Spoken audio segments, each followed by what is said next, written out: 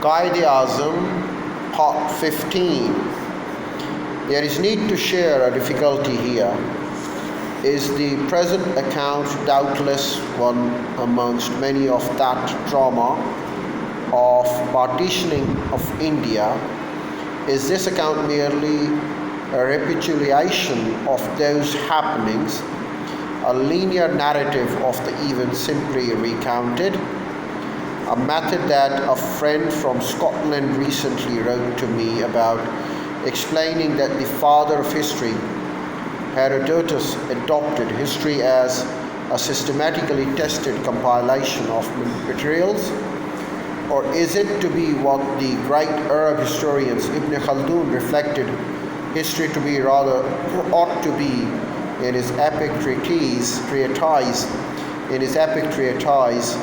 the Muqaddimah?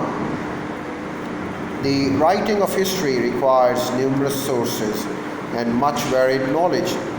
It also requires a good speculative mind and thoroughness, which lead the historian to the truth and keep him from slips and errors.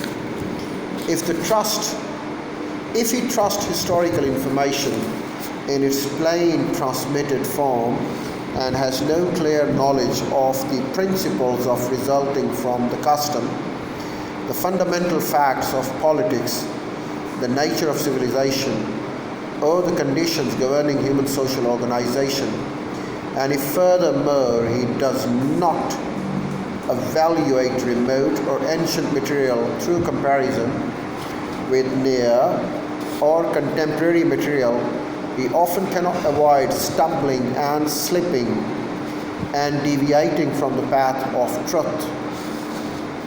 Historians, Quran commentators, and leading transmitters have committed frequent errors in the stories and events they reported.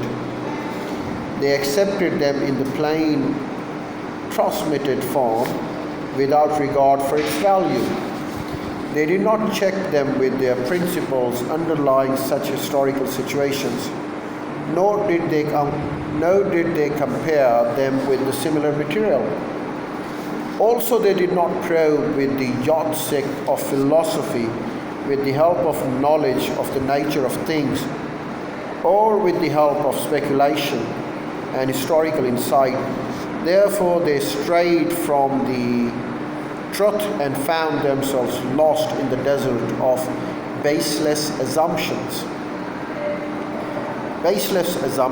and errors. I can scarcely add or remove even one word from this brilliant yet assassinate parameters within which I must remain, and the criteria that I must endeavor to fulfill as I attempt an interpretive account of Jinnah's evolution as Quaid Azam of Pakistan.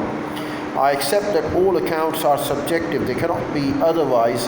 After all, any account or interpretation of that searing period which forced a vivisection upon an ancient cultural unity, India, can hardly be shoehorned into a priori determinations, theories, or even claims of objectivity, neither in narrative nor certainly in analysis or interpretation.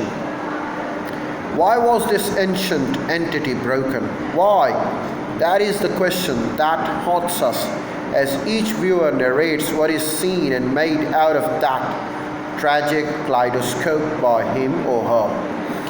Could the answer to this great and tormenting question be found through any occidental philosophical determination? I believe not. Then is it to be found in a straight recapitulation of events? Again, clearly, no. For unless we ourselves almost live in that period and breathe those very contentions, join in the great debates of those years as participants as closely as we can, not merely by ex post facto narrators of the events or commentators upon past happenings, unless we do this very minimum, we will fail to capture the passions of those times.